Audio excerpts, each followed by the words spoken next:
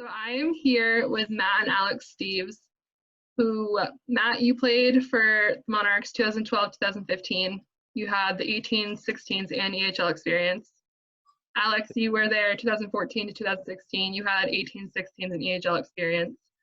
Can you guys kind of talk about how being local, you had other options? What made you choose the Monarchs?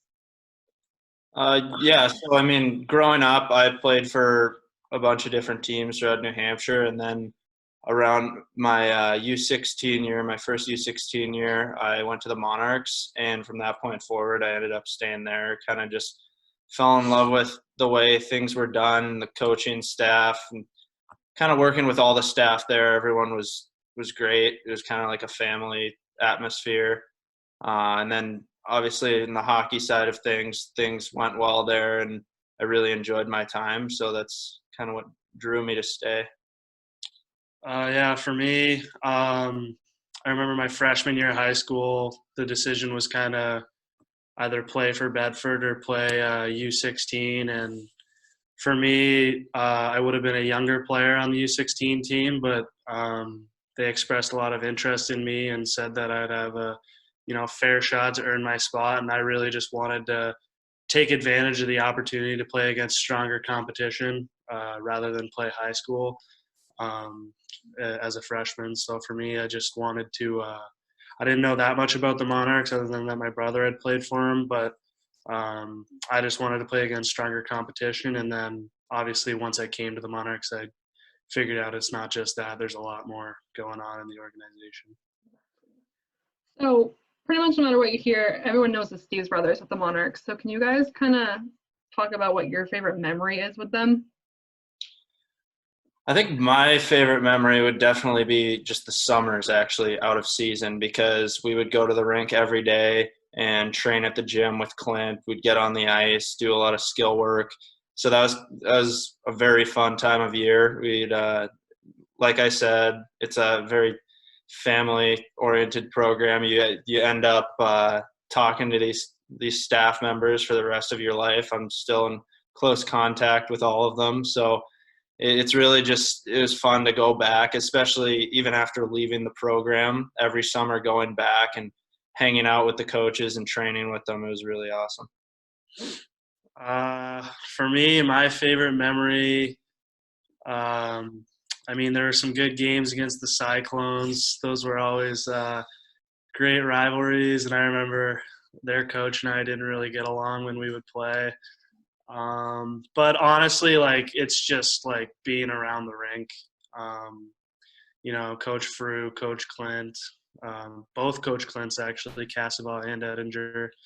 And then, the list goes on and on. Everyone just, we would work out in the summer, and then we'd end up spending an extra hour at the rink just talking to people before we go home. And I think a couple weeks ago we were FaceTiming Coach Frew, and we ended up on the phone with him for an hour, but then he had to put the kids to bed. But it's just these people have literally they've become part of our family, and they've helped all of us do so much, including my little brother too. But we're just so grateful for them. So I'd say the family aspect was my favorite memory. All right, so going off the rivalry aspect, why would you tell players to choose the Monarchs over another team in the area that they could?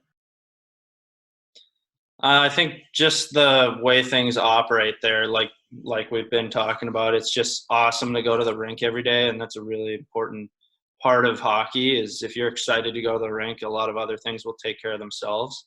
So the Monarchs definitely have a draw there, and then the level of hockey is very high, and it's definitely a place where you can develop.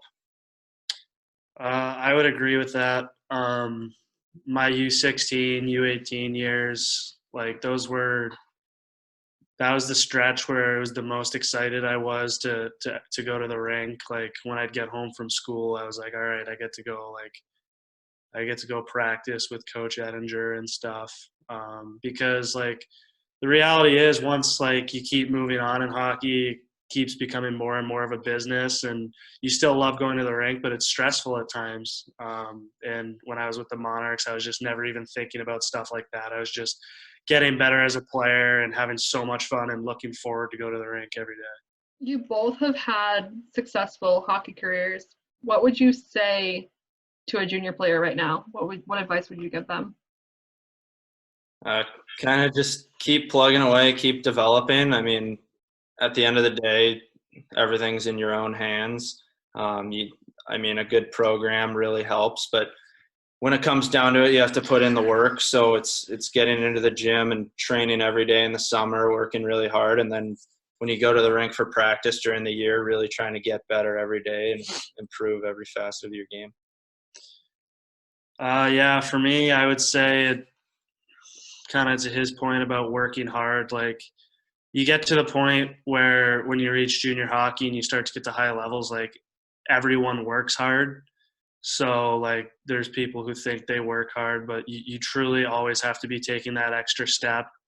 And no one really cares about how like hard you work if like you don't keep getting better and better. And so I think it's just all about like focusing on what you can control and really buying into your work ethic and the grind and training and stuff, and then soaking up the season, because that's the best time of the year with your teammates, and that's when it all kind of comes together.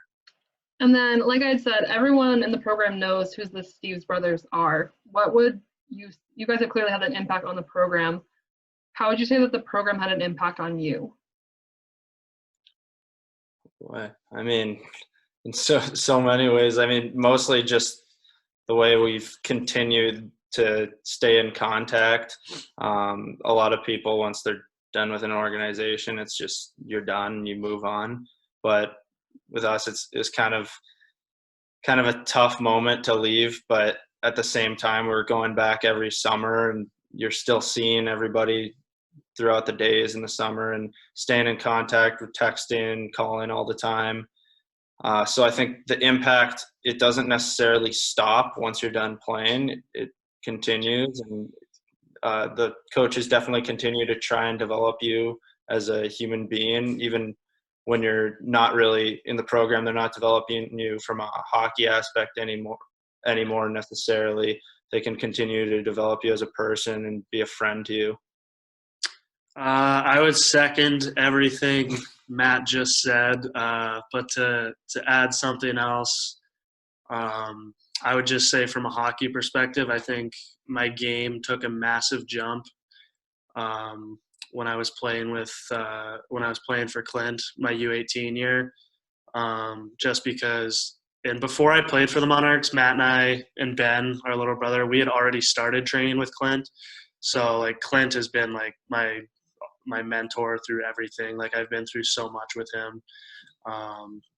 And that year, like he just helped me and worked with me so much. And I feel like I learned so much from him about how to play the game, certain technical skills, but also like how to be a good teammate and get excited to play a game and stuff like that.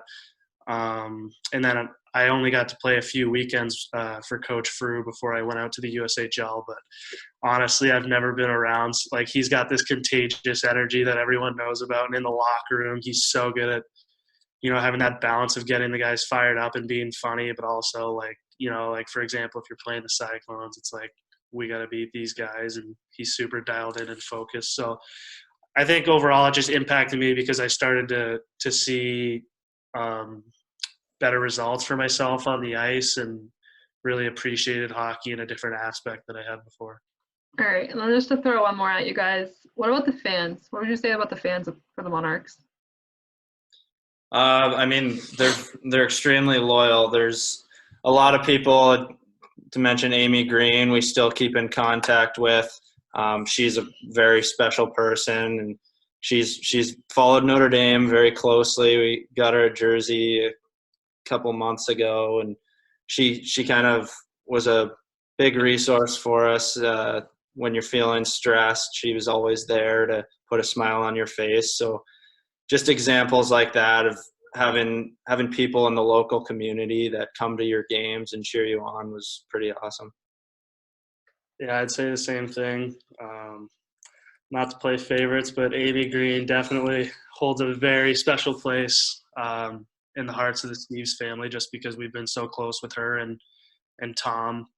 But all the fans, like, I mean, there's nothing better than playing. I remember when I was I think on the U16 team, and Matt was playing for Coach Frew on the EHL team.